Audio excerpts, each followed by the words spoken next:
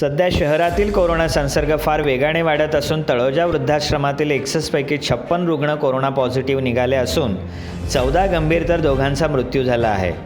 उपलब्ध खाटा कमी पडू लागल्या आहेत. महापालिका अतिवेगाने मोठ्या उपाययोजना आणि खाटा उपलब्ध करू पाहत असली तरी अतिदक्षता विभाग आणि व्हेंटिलेटर लागणाऱ्या रुग्णांचे प्रमाण अधिक वाढले असल्याचे दिसून येत आहे. 50पेक्षा अधिक वयोगटातील व्यक्तींना मोठा धोका असून याच वयोगटात मृत्यूचे प्रमाण अधिक आहे. त्यामुळे छोट्यात छोटं लक्षण आढळून आल्यास त्वरित कोरोना तपासणी करणे आवश्यक असल्याचे आयुक्त अभिजित बांगर यांनी सांगितले. प्रतिदिन 200 ते 250 रुग्णांना ICU आणि व्हेंटिलेटरची आवश्यकता भासत आहे. मागील 10 ते 15 दिवसांपासून कोविड मदत केंद्रात जवळपास 30% व्हेंटिलेटर आणि 35% ICU खाटांसाठी फोन आले आहेत. फक्त 8 ते 9% कॉल ऑक्सिजन खाटांसाठी आले आहेत. शिवाय हे सर्व कॉल घरी विलगीकरण कक्षात आणि खाजगी रुग्णालयात असणाऱ्या रुग्णांचेच येत आहेत. जवळपास 65% कॉल हे व्हेंटिलेटर आणि ICUसाठी येत असले तरी कोविड केंद्रातून फक्त 10% कॉल त्यासाठी येत आहेत. सर्वच खाटा वाढवण्याचा प्रयत्न महापालिकेच्या वतीने केला जात आहे. 1000पेक्षा अधिक प्राणवायू खाटा महापालिकेच्या उपलब्ध आहेत. मात्र त्याची गरज असलेले फक्त 8 ते 10% लोक फोन करत आहेत. सध्या व्हेंटिलेटर आणि ICUसाठी मागणी खूप वाढली आहे. मोठ्या प्रमाणात प्रयत्न सुरू आहेत. मात्र अशा प्रकारे दुर्लक्ष करून रुग्ण काळजी घेत नसतील तर महापालिकेने कितीही उपलब्धता वाढवली तरी आज दिसत असलेली परिस्थिती तशीच राहू शकते. त्यामुळे नागरिकांनी जबाबदारीने वागणे महत्त्वाचे आहे. रुग्णांनी आत्मविश्वास बाळगू नये असेही आयुक्त अभिजित बांगर म्हणाले. कोविड बाधित रुग्णांचा मागील काही दिवसांचा ट्रेंड जर आपण नवी मुंबईमध्ये पाहिला तर ICU आणि व्हेंटिलेटर याची आवश्यकता असणाऱ्या रुग्णांच्या संख्येमध्ये मोठ्या प्रमाणावरती वाढ होताना दिसते. याची जर आकडेवारी आपण बघितली, आम्ही हेल्पलाईन नंबर जो सुरू केला आहे त्याच्यावरती दररोज साधारणतः 200 ते 250 लोकांचे फोन येतात बेड अवेलेबिलिटीच्या अनुषंगाने, आणि जे डे टू डे बेसिसवरती आपण ॲड्रेस करत राहतो. त्याची मागच्या साधारणतः 10 ते 15 दिवसांची आकडेवारी जर पाहिली तर साधारणतः 30% कॉल हे व्हेंटिलेटरच्या रिक्वायरमेंटसाठी येतात आणि साधारणतः 35% कॉल हे ICUच्या रिक्वायरमेंटसाठी आहेत. आणि ऑक्सिजनचा बेड हवा याच्यासाठी फक्त 8 ते 9% कॉल आहेत. म्हणजे ऑलमोस्ट 65% कॉल हे आयदर ICU किंवा व्हेंटिलेटरच्या रिक्वायरमेंटसाठी आहेत. हे कॉल येतात ते कोविड केअर सेंटरमध्ये जे रुग्ण ॲडमिट आहेत त्यांच्यामधनं येण्याचं प्रमाण 10%पेक्षा कमी आहे. म्हणजे मॅक्झिमम कॉल जे आपल्याला ICU किंवा व्हेंटिलेटरचे येतात ते रुग्ण घरी आहेत आणि घरी त्या रुग्णाची अवस्था खराब झाली आणि त्यामुळं आपल्याला ते कॉल यायला सुरुवात झाली. बेड अवेलेबिलिटी वाढवण्याचा महानगरपालिकेच्या वतीने प्रयत्न केला जातोय. पण एक याच्यामध्ये समजण्यासारखी गोष्ट अशी आहे की एका बाजूला ऑक्सिजन बेडची उपलब्धता आपल्याकडे फार मोठ्या प्रमाणावरती आहे आणि आज रोजी आपल्याकडे साधारणतः 1000पेक्षा जास्त ऑक्सिजनचे बेड व्हॅकंट आहेत. त्यावेळी त्याची रिक्वायरमेंट असलेले कॉल आपल्याकडे जे येत आहेत ते फक्त 8 ते 9% आहेत.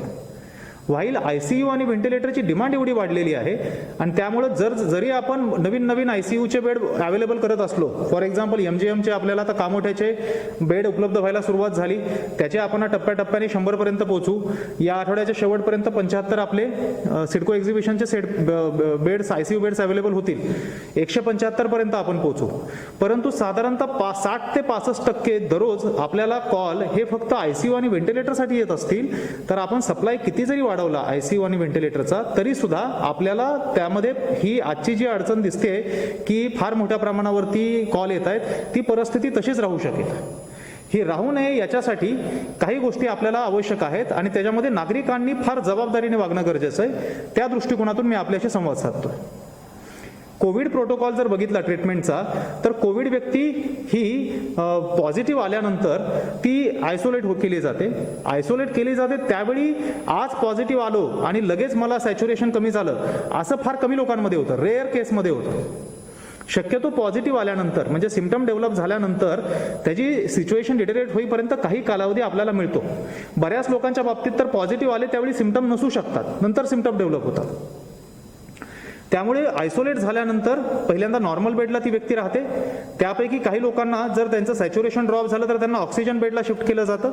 ऑक्सिजन बेडवरती ट्रीटमेंट दिली जाते आणि त्यापैकी काही लोकांना जर परिस्थिती पुढे खालावली तर त्यांना ICUचा बेड उपलब्ध करून दिला जातो आणि त्यापैकी अगदी 2 किंवा 3% लोक असतील ज्यांना परिस्थिती आणखी खालावल्यामुळे किंवा क्रिटिकल कंडिशन असल्यामुळे व्हेंटिलेटरची उपलब्धता करून द्यावी लागते.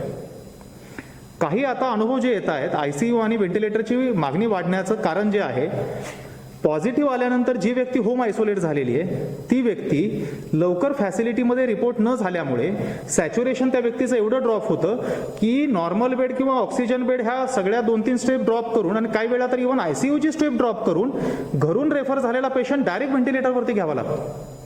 आणि अशा कंडिशनमध्ये अशा पेशंटला रिकवर करण्याचे चान्सेस कमी होत राहतात.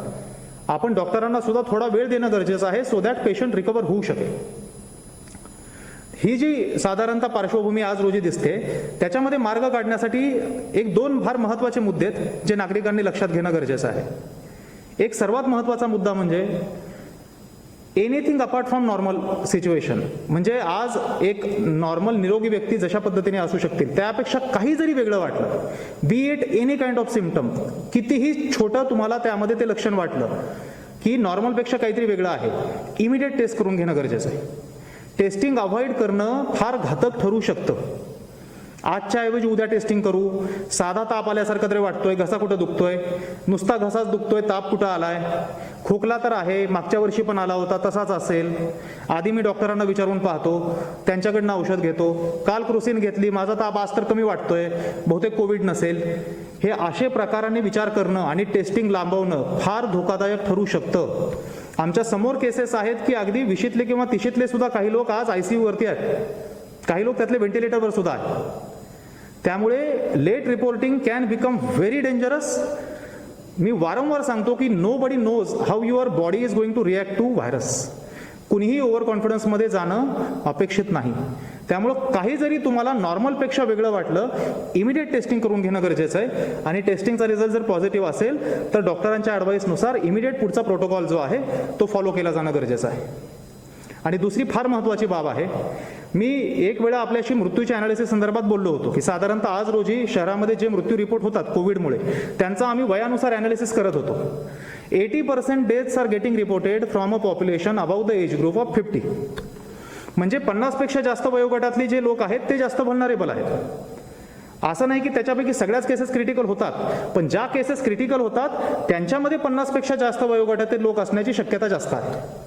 आणि त्यामुळे आपल्याला माहिती आहे की कुठला वयोगट आहे जो आपल्या प्रायोरिटीवरती असणं गरजेचं आहे आणि त्यांची जास्तीत जास्त काळजी घेणं गरजेचं आहे. आम्ही आज रोजी माझ्याकडे साधारणतः 10,000 ॲक्टिव्ह पेशंट आहेत, त्यापैकी 1163 पेशंट आहेत, 23ही UHP मध्ये मिळून, जे होम आयसोलेट आहेत आणि ज्यांचं वय 50पेक्षा जास्त आहे. आम्ही UHPच्या मेडिकल ऑफिसरला टार्गेट दिलेले आहेत की हे जे 1163 पेशंट आहेत ह्या सर्व पेशंटला डेली बेसिसवर फॉलोअप घेतला जावा, रिपीट घेतला जावा. काही वेळी पेशंट इरिटेट होतात की वारंवार का फोन करतात, बट दॅट इज ओके. कारण त्यातलेच काही पेशंट आज क्रिटिकल होऊन 60 किंवा 70 आयसोलेशन सॅच्युरेशन ड्रॉप झाल्यानंतर डायरेक्ट ICU साठी फोन करतात. आणि ते जर अवॉइड करायचं असेल तर त्यांचा रिपीटेड फॉलोअप होणं गरजेचं आहे. त्यामुळे नागरिकांना माझी विनंती आहे, जर रिपीटेड फॉलोअप असेल तर कृपया यंत्रणेसोबत आपण सहकार्य करावं. त्याचबरोबर दररोज जे पॉझिटिव्ह निघणारे पेशंट आहेत, because that is a addition to active patient. दररोज साधारणतः 1000 पेशंट जर पॉझिटिव्ह निघाले तर त्या 1000 पैकी 30% पकडू आपण, म्हणजे साधारणतः 300 पेशंट असतील जे 50 वयोगटाच्या पुढचे आहेत. आता 300 ही संख्या आम्हाला मॅनेज करायला कठीण नाही. आम्ही 300ही पेशंटला आमच्या संस्थेमध्ये ॲडमिट करू शकतो. सिडको एक्झिबिशन सेंटरमध्ये 500पेक्षा जास्त खाटा आज रोजी ऑक्सिजनच्या खाली आहेत. त्या ठिकाणी त्यांना आपण दाखल करून घेऊ शकतो. सर्व मेडिकल ऑफिसरला सूचना देण्यात आलेल्या आहेत, 50पेक्षा जास्त वयोगटाची व्यक्ती पॉझिटिव्हली असेल तर त्यांना कंपल्सरीली सिडको एक्झिबिशन सेंटरमध्ये आयसोलेट करण्यासाठी आग्रह धरावा. मात्र असं करून सुद्धा बरेचसे नागरिक प्रेफर करतात होम आयसोलेशन आणि तिथून पुढे अडचणीला सुरुवात होते. होम आयसोलेशन करण्यामध्ये चुकीचं काही नाही, गाईडलाईननुसार होम आयसोलेशन परमिसिबल आहे. मात्र home isolation is permissible subject to some condition, आणि त्या कंडिशन काय आहेत ह्या समजून घेणं गरजेचं आहे. आणि त्या पालन नाही केल्या तर त्याची फार मोठी किंमत सुद्धा मोजावी लागते काही लोकांना. त्यामुळे होम आयसोलेट जर करायचंच असेल तर आपण कंपल्सरीली आपले जे फिजिशियन आहेत त्यांच्या सल्ल्यानुसारच केलं पाहिजे. आपल्या सिम्पटमकडं फार बारकाईने लक्ष दिलं पाहिजे. दर 2 तासाला किंवा 4 तासाला आपल्या प्रकृतीनुसार फिजिशियनच्या ॲडवाईसनुसार सॅच्युरेशन मोजला गेला पाहिजे. 95पेक्षा खाली एक जरी आपला पॉईंट आला, म्हणजे 94 जरी सॅच्युरेशन आला तर इमिडिएट डॉक्टरला विचारून आपण हॉस्पिटलाइज झालं पाहिजे. हे जे काही प्रोटोकॉल आहेत आणि याचबरोबर काही टेस्ट आहेत ज्या आपल्याला 50+ किंवा कोमॉर्बिड लोकांच्या बाबतीमध्ये महत्त्वाच्या राहतात, त्या टेस्ट पण करून घेणं गरजेचं आहे. ह्या ज्या काही टर्म्स अँड कंडिशन आहेत याला अधीन राहून होम आयसोलेशन आणणं अपेक्षित आहे. आता प्रत्येक नागरिकाने स्वतःला विचारायचं, आपण जर आयसोलेटेड असू तर आपण ह्या सगळ्या टर्म्स अँड कंडिशन पूर्ण करू शकतो का, आणि मगच आपण निर्णय घ्यावा की मी जर 50+ असेल तर मी होम आयसोलेट व्हायचं किंवा नाही. माझी सर्व नागरिकांना विनंती आहे की Covid crisis is very difficult to manage. त्याचे अनेक कंगोरे आहेत. We are trying to do everything we can. पण जर ह्याच्यामध्ये खऱ्या अर्थाने आपल्याला हे जे क्रिटिकॅलिटी जी आहे ती जर रोखायची असेल तर एक इमिडिएट आपण वयोगट काही असो इमिडिएट टेस्ट करणं गरजेचं आहे. अगदी 20 किंवा 30 वयोगटातली मुलं सुद्धा ज्यांचा काही जरी सिम्पटम असेल इमिडिएट टेस्ट करणं गरजेचं आहे आणि प्रोटोकॉलनुसार पुढची कार्यवाही करणं गरजेचं आहे. आणि 50+ पॉप्युलेशन जर कुणी पॉझिटिव्ह आढळलं तर त्यांनी कृपया संस्थात्मक विलगीकरणाचा पर्याय म्हणजे आयदर कॉर्पोरेशनची जी विलगीकरणाची फॅसिलिटी आहे सिडको एक्झिबिशन सेंटर सारखी त्या ठिकाणी किंवा खाजगी कुठली फॅसिलिटी त्यांच्या प्रेफरेबलची असेल त्या ठिकाणी विलगीकरण करणं गरजेचं आहे. ह्या 2 गोष्टी केल्या तर मला विश्वास आहे की आपण ICU व्हेंटिलेटरची संख्या वाढवतोय, परंतु अनिर्बंध पद्धतीने जर घरी जे पेशंट बॅड होतात आणि त्याच्यानंतर ICU किंवा व्हेंटिलेटरसाठी धावाधाव करावी लागते त्याची आपल्याला संख्या बऱ्याच अंशी कमी करण्यामध्ये यश मिळेल आणि पुढची क्रिटिकॅलिटी जी आहे ती पण कमी करण्यामध्ये यश मिळू शकेल. Bureau report APMC news.